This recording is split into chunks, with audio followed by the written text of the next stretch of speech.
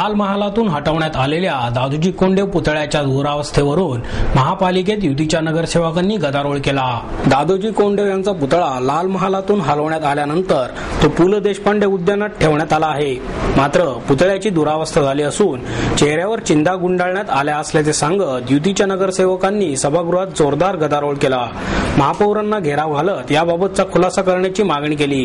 महापालिकेची सभा सुरू होताच शिवसेना आणि भाजपच्या नगरसेवकांनी दादोजी कोंडदेव यांच्या पुतळ्याची दुरावस्था झाली असून त्यांच्या चेहऱ्यावरती चिंध्या गुंडाळण्यात आल्या आहेत। तसेच प्रशासनाने याबाबत खुलासा केल्याशिवाय जागेवर बसणार नसल्याची भूमिका घेतली।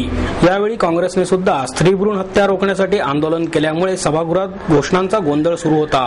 शिवसेनेकडून दादोजी कोंडदेवांचा अपमान करणाऱ्यांचा धिक्कार असो, जय भवानी जय शिवाजी अशा घोषणा देण्यात येत होत्या, तर काँग्रेसकडून जिजाऊ यांचा अपमान करणाऱ्यांचा धिक्कार असो अशा घोषणा देण्यात येत होत्या।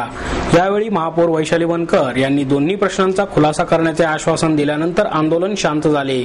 उपमहापौर दीपक मानकर यांनी दादोजी कोंडदेव शिवाजी महाराजांचे गुरु नव्हते असा कोणताच पुरावा उपलब्ध नाही, तसेच ही बाब न्यायप्रविष्ट असल्याचे सभागृहात सांगितले।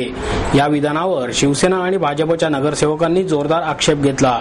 महापौरांसमोरील राजदंड पळवण्याचा प्रयत्न युतीच्या काही नगरसेवकांनी केला, मात्र सत्ताधारी राष्ट्रवादी काँग्रेसच्या नगरसेवकांनी राजदंड पकडून ठेवला। याबाबत खुलासा करताना आयुक्त महेश पाठक म्हणाले, लाल महालातून पुतळा हलवल्यानंतर तो पु ल देशपांडे उद्यानात ठेवण्यात आला आहे।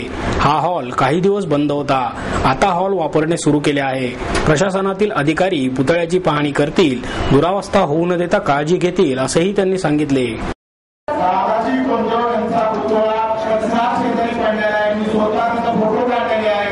त्याच्यावर सर्व चिंतनी त्यांनी असं काय गुन्हा केलेला आहे की त्यांना बाळ चिंतनी त्यांचं तोंड सर्व गुंडाळलेलं आहे, त्याच्यावर एक पांढरे कापड टाकलेलं आहे, अशी अवस्था आहे का? एवढ्या दिवसाखाली माननीय महापौरांनी सांगितलं की